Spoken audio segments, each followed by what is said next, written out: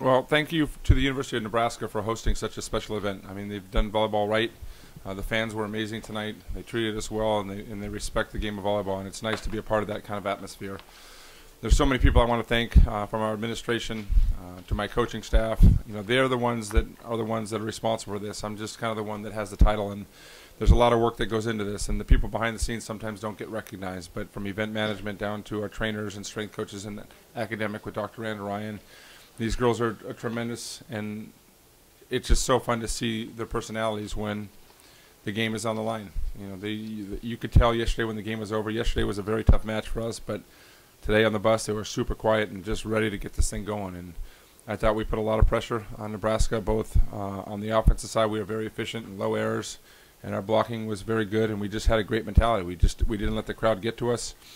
You know, we played a tough preseason, and hopefully that had something to do with this. But you know, it was an emotional day, and you know, most importantly, I want to make sure I thank Mac Brown. Mac Brown was a big part of this program. You know, he helped many of my players, including Bailey, to be a part of this, and he's, you know, made the brand of Texas what it is. And he's been a mentor to me, and so special. And you know, our program's where it's at because he had a big piece in that. So I want to make sure that everybody knows the quality of man that he is, and you know what he's done for our university, and the way that he treats people is amazing. So thank you, Mac, if you're watching. And I'm just so proud of this team, and we're fortunate to be going on. It's a very tough draw. We knew it when it came out, but sometimes you don't get the draw that you want, and you got to be able to deal with some adversity, and this team did that. And now we've got an opportunity to go back to Seattle and see what we can do against Wisconsin. Haley, I think you were on the back row for that last point, and you just described when you saw that coming over and you thought this looks long, and then your reaction when it actually was long. Right away, Sarah and I said, let's take over this game in one pass, and it doesn't have to be perfect. Let's just get this pass up. And both were trying to talk over the loud environment that we were in. And as it started to go out, we kind of just both followed it to make sure. And just a celebration with us, we knew that our hard work is starting to pay off. It seemed like their serves and a lot of their attacks were going to you on the back row. I mean, did you expect that? And you had 15 digs, I think, so it looked like you were able to stand in there as a back row player pretty strong tonight. Yeah, Coach Sullivan does a really good job at scouting, and we watch a lot of that in pregame, and so that helped a lot, knowing kind of what their tendencies are and knowing where they hit at and where our defense should be, and I think that worked well all over the court tonight, defensive side. And I know Bailey, not up here, but she had some big swings, especially in Game 2 and Game 3. What's it like to be able to have a player like that where, you know, sort of in case of emergency set, Bailey?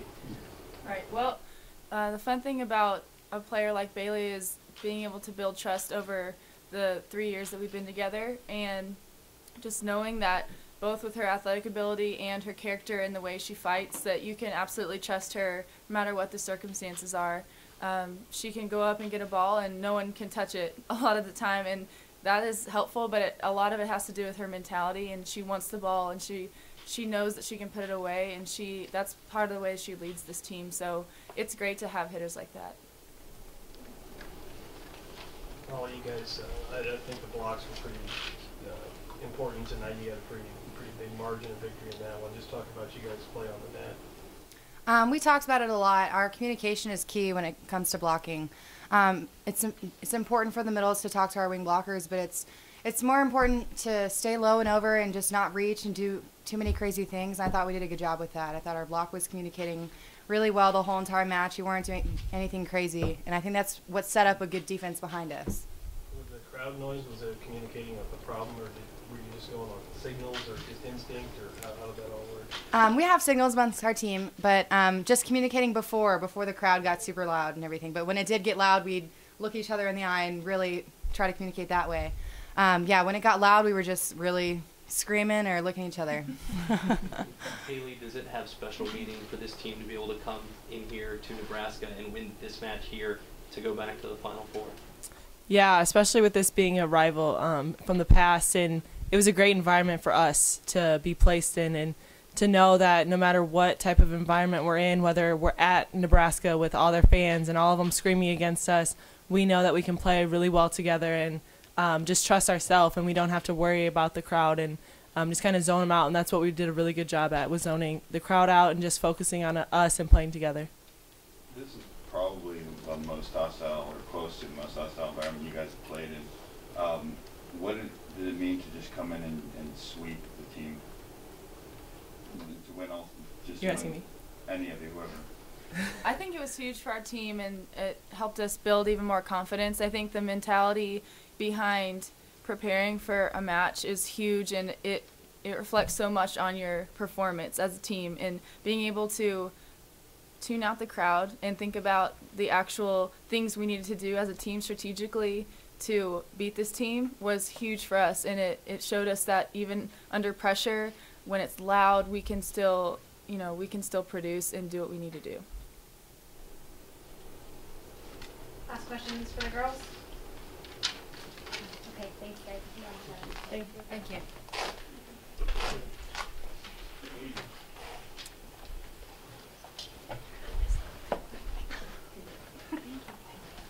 Coach, what was kind of the difference this time around? For the last time you struggled a little bit, you went 5 sets. This time, only 3 sets. What's the difference?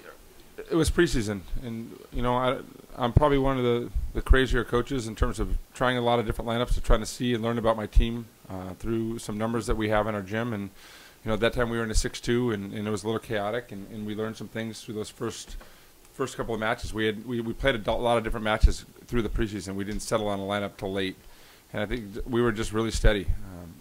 And we've built some trust over a period of time, and we've been good as of late. What's the confidence level like for you as a coach to know that your team can perform so well out of system in those scramble situations? Well, it's a great question. This game, there's so many phenomenal athletes, and the game is getting higher and faster, and people are hitting harder with more velocity. So the game becomes more of an out-of-system game, and for those that don't know about that, it's balls that are dug 10 to 12 feet off the net or past 10 to 12 feet off the net. And teams that are good in those situations are the ones that are successful. And we practice it every day. We do a drill every day where we got to dig behind the 10-foot line and train that with our left sides. And it's something that we've become good at, and we've managed our game tonight. We were well under 12% is what I want to be at hitting errors, and we were better than that. And just something that we executed well, and we build a lot of trust on that. Coach, you talked last night about how sometimes you have dropped a set. You dropped one to American, you dropped one to A&M, you dropped one in the last game against Iowa State. But tonight, against one of the toughest teams you faced in their gym, you were able to get the sweep.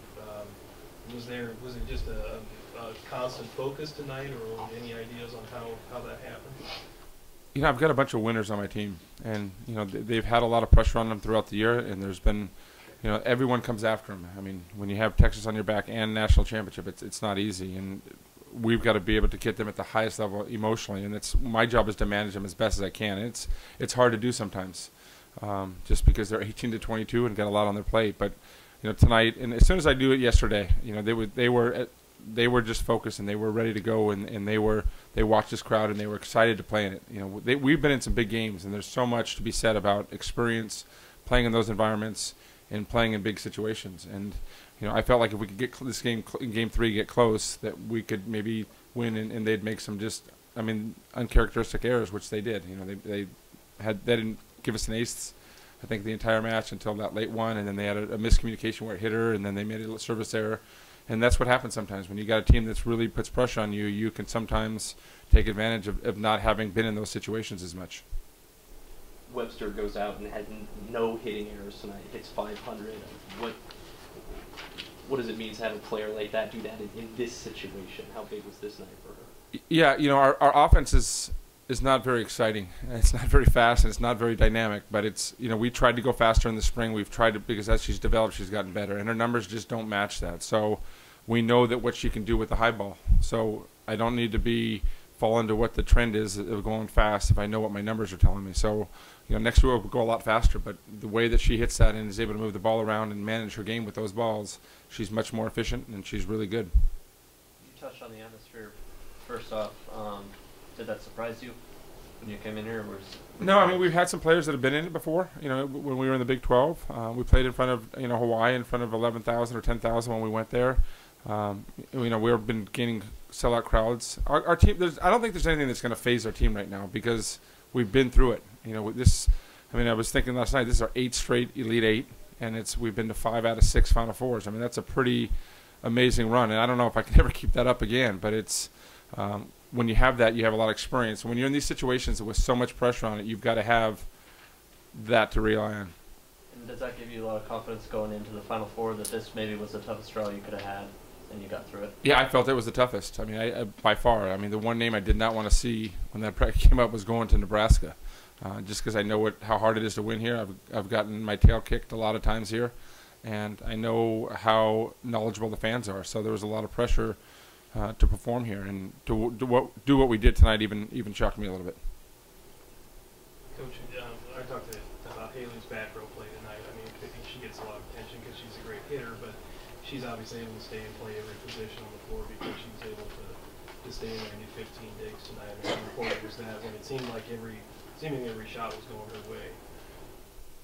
You know, we get some phenomenal athletes, and some that don't come in as trained, and we've got kind of people like to label us as a really athletic team that can't play volleyball.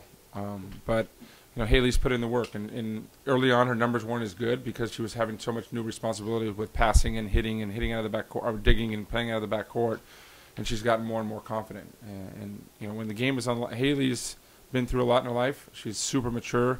She's an amazing young woman, and you know, I'm just so proud of her and the way that she played tonight. I mean, she was into it. She wasn't timid, and she's developing into becoming a well-rounded volleyball player. Is this the first year she's played back row? For the most part, we started training her a little bit last year at the end, but then later in the tournament, Bailey was so hot, hitting 500, what she was doing, and you know, so we invested in her, and which we do like we did Destiny. It takes some years to develop because it takes thousands upon thousands of repetitions, and our job, the only way we're successful is if we can get a back row player like with Haley where she can hit out of the back court. So what happens is if they're running blocking schemes in that, it's tough for them to do because we can counteract that with her coming out of the back court.